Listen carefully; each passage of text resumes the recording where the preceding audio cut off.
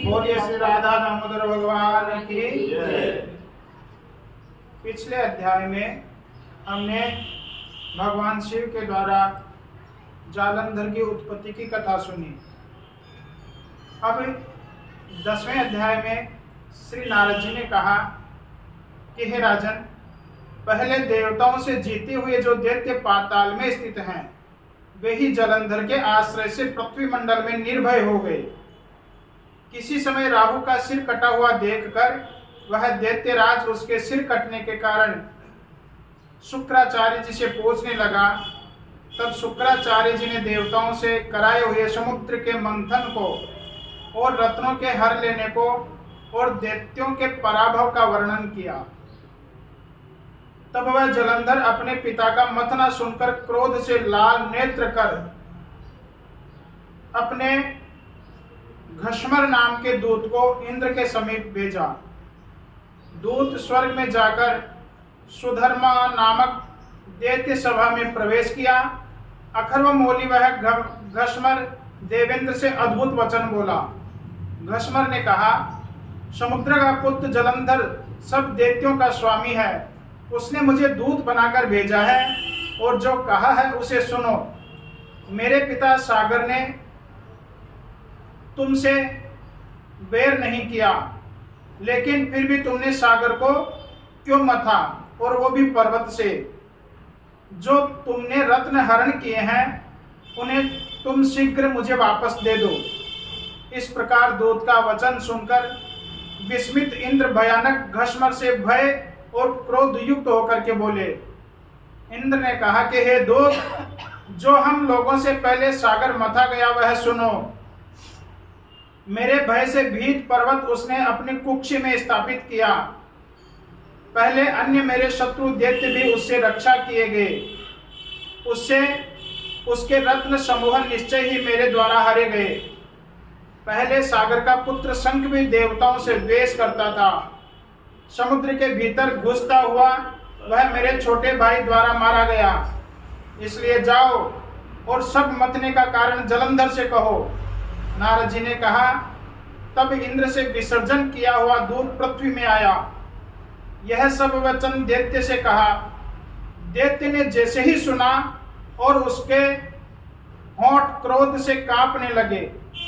सब देवताओं के जीतने की इच्छा से शीघ्र उद्योग करने लगा। उस समय उस असुरेंद्र अर्थात जलंधर के उद्योग में दिशाओं से और पाताल से करोड़ों दैत्य और शुंभ निशुंभ आदि करोड़ों सेना के अधिपति आ गए।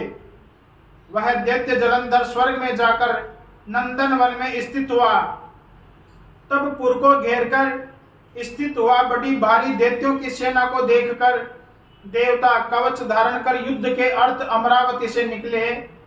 उसके बाद देवताओं और दैत्यों की सेनाओं में युद्ध हुआ। मूसल, लुहांगी, तीर, गदा, बर्छी, फरसा इत्यादि लेकर वे दोनों सेना दौड़ी और आपस में मार काट मच गई। दोनों सेना गिरे हुए और गिराए हुए हाथी, घोड़े, रथ, प्यादों से रुधिर के प्रवाह की प्रवृत्ति करती हुई क्षीणता को प्राप्त हुई। संध्या के मेघ समूह से रणभूमि शोभित हुई। उसके बाद युद्ध में मारे गए दैत्यों को शुक्राचार्य मृत संजीवनी विद्या को पढ़कर छिड़के हुए जल के बूंदों से जिलाने लगे। ऐसे बृहस्पति जी भी उस युद्ध में मरे हुए देवताओं को जिलाने लगे। द्रोणाचल से दिव्य औषधि लाकर युद्ध में मारे गए और फिर उठे हुए देवताओं को देखकर जलंधर क्रोधित हो शुक्राचार्य से बोला।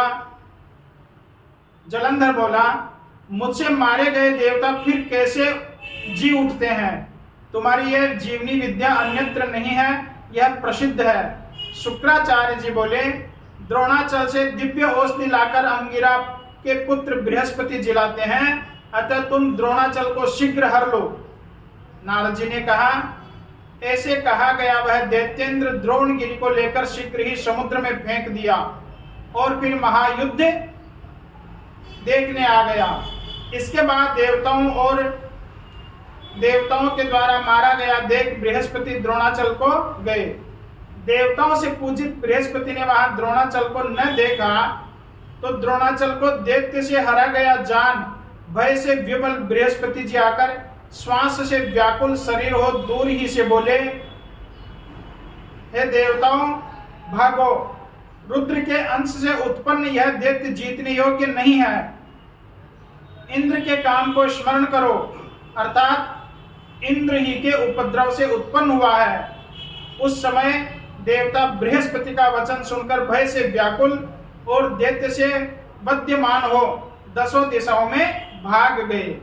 सागर का पुत्र दैत्य देवताओं को भागा देखकर शंख भेरी और जय का शब्द करता हुआ अमरावती में प्रवेश कर गया। नगरी में दैत्य के प्रवेश करने पर इंद्रादिक देवता दैत्य से तापित हो सुमेरु पर्वत की गुफा में जाकर वास करने लगे। वह दैत्य देवताओं को जीतकर अमरावती में राज्य करने लगा।